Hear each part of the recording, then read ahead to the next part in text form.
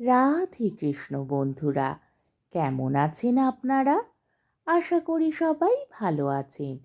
আজকে আবার একটা নতুন ভিডিও নিয়ে হাজির হয়ে গেছি। ভিডিওটি শেষ অবধি দেখার অনুরোধ রইল। আজকের গল্প বিভূতিভূষণ বন্দ্যোপাধ্যায়ের গিরিবালা।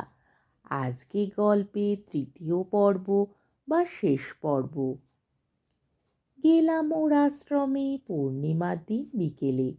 ওদের গ্রামের গোয়ালপাড়ার পেছনে খামারকানলা বলে সেকালের গ্রাম। সে গ্রাম এখন জনশূন্য।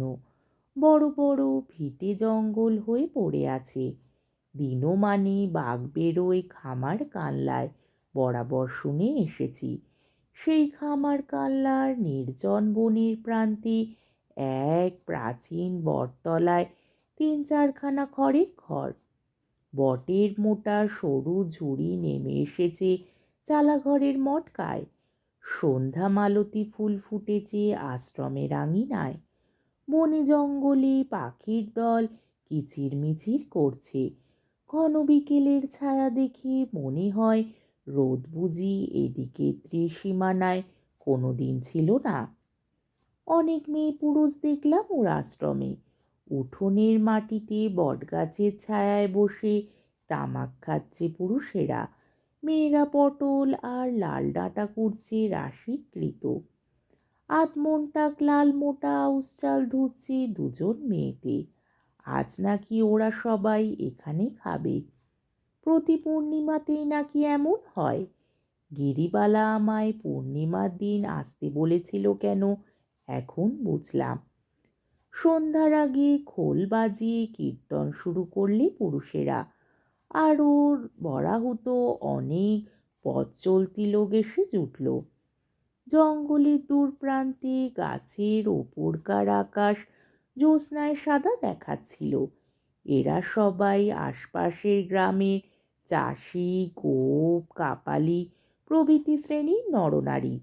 সবাই মিলে বেশ আমোদ করছে দেখে আমার খুব ভালো লাগলো। রাত্রে ওরাই রাঁধলে। বড় বড় আঙট কলার পাতা পেতে আউশ চালের ভাত আর লাল ডাঁটার চচ্চড়ি সোনা হেন মুখ করে খেলো। যে যখন আসে আগে দেখি গিরিবালাকে ষষ্ঠাঙ্গে পরম ভক্তি ভরে প্রণাম করে দুহাতে পায়ের ধুলো নিয়ে মাথায় মুখে দেয়। আমি অবশ্যই ওর ওখানে মৎস্যবের প্রসাদ পাইনি। গিরিবালা আমায় খুব যত্ন করে বসালো দাওয়ায়। আমি বললাম না, আমি গাছতলায় বসি। বেশ লাগছে তোমার এই জায়গাটা। এত বন আছে খামার কানলায়, আমার জানা ছিল না। আমায় বললে, একটু কিছু সেবা না করে যেতে পারবেন না বাবা? ভাত আমি খাবো না। না বাবা, ও আউশ চালের মোটা ভাত আপনাদের খেতে দেব কি বলে? ওরা খাবে গিয়ে। এত চাল ডাল পেলে কোথায়? খুব খরচ হয় তোমার দেখছি। কিছু না বাবা, ওরাই সব আনে, নিজেরাই রাঁধে, আমোদ করে খেয়ে যায়। ওরা বড্ড ভালোবাসে আমাকে। সবই গোপালের ইচ্ছা। ওর সে বিগ্রহ আমি দেখলাম, খুব ফুল দিয়ে সাজিয়েছে, ছোট্ট একটি পাথরের পুতুলের মতো। সে ঘরে সবারই অবারিত দ্বার।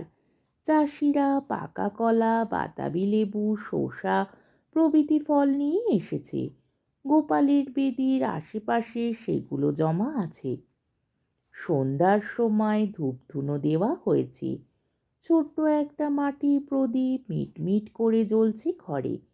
গিরিবালা আমায় বাতাবি লেবুর কোয়া ছাড়িয়ে শসা কেটে কলার পাতায় সাজিয়ে নিয়ে এসে দিলে।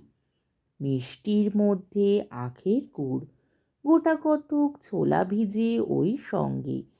ওর আশ্রমের আবেষ্টনীতে বসে সেই পূর্ণিমার প্রথম রাত্রে বেশ লাগলো খেতে। গিরিবালার মুখে কিছু ভালো কথা শোনবার জন্যে ওরা এসেছে। গিরিবালা বোধহয় প্রতি পূর্ণিমাতে ওদের কিছু কিছু ভালো কথা শোনায়। যারা এসেছে তারা দেখি কেবলই বলতে লাগলো, মা আজ দু কথা বলবেন না? সন্ধে উতরে গিয়েছে, এবার বলুন মা। গিরিবালা সংকুচিত হতে লাগলো আমার সামনে। বাবা ঠাকুর বরং কিছু বলুন ওদের, আপনি থাকতে আমি আবার কি শোনাবো?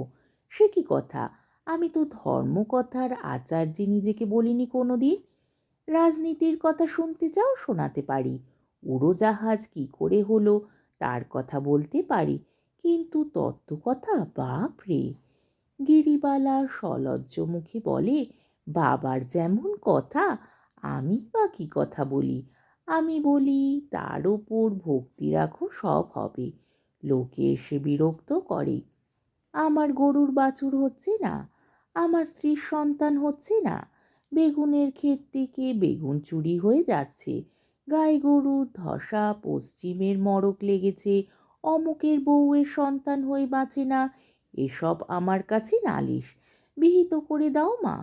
তবে তো খুব দায়িত্ব তোমার। বাবা, ওরা কোথায় যাবে বলুন? সংসারে ধরে কাকে, কার ওপর নির্ভর করে? একটা কিছু চাইতো, আমাকেই এসে মা বলে ধরে, আমাকেই সব ধকল সইতে হয়। আমার কি ক্ষমতা বলো? গোপাল ভালো করবেন, গোপালের প্রসাদী ফুল নিয়ে যাও, যা হয় গোপাল করবেন, তার দয়া। বুঝলে না বাবা? কাজ হয়, হয় বই কি বাবা, লাগে তুক না লাগে তাক, ঝাড়ে ঢিল মারলে কোনো বাঁশে লাগবেই। ওরা সংসারী মানুষ, ওদের বুঝতে হবে সংসারের ভেতর দিয়ে। আপনাকে আলো ধরে পৌঁছে দিয়ে আসুক বাবা। না না, আমি বেশ যাব এখন, সবে তো সন্ধে। না বাবা, সন্ধ্যের সময় এখানে বাঘ বেরোয়, আপনি যান, সঙ্গে লোক দিচ্ছি, বড় রাস্তায় তুলে দিয়ে আসুক গিয়ে। বড় রাস্তায় যে লোকটা আমায় আলো ধরে এগিয়ে দিতে এলো, ওর দেখি বড় ভক্তি। আমায় বললে, মা একেবারে সাক্ষাৎ, হে হে উনি, সব উনি। ভক্তি ভরে হাত কপালে ঠেকিয়ে উদ্দেশ্যে প্রণাম করলে। বললাম, খুব ক্ষমতা নাকি? উনি সাক্ষাৎ, উনি সব, যা বলবেন তাই হবে। ছেলে হবে বললি ছেলেই হবে, মেয়ে হবে বললি মেয়েই হবে। বৃষ্টি হচ্ছে না, কলায় মুখ বুনতে পারছি নে, জমি ভাঙতে পারছি নে, মাকে গিয়ে ধরলেই হলো। বলো কি, বাকসিদ্ধ নাকি?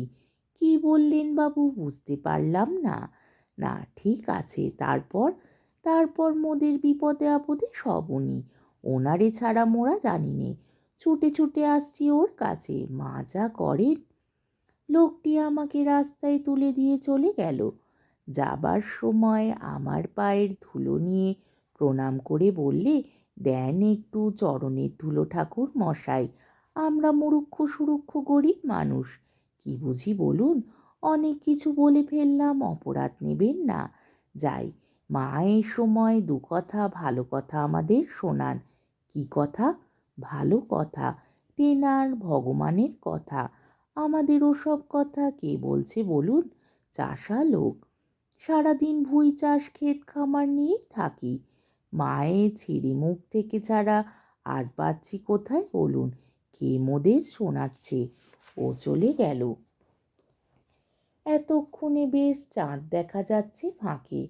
খামার কানলায় বড্ড জঙ্গল, ঝিঝি পোকার গুগড়ো পোকা ডাকছে বনে ঝোপে। গিরিবালাকে অন্য চোখে দেখলাম এতক্ষণ পরে। ওর ঠিক স্থানটি কোথায় বুঝতে পেরেছি। ওর সম্বন্ধে আমার যে বিদ্রূপ ভরা মনোভাব ছিল তা এখন নেই।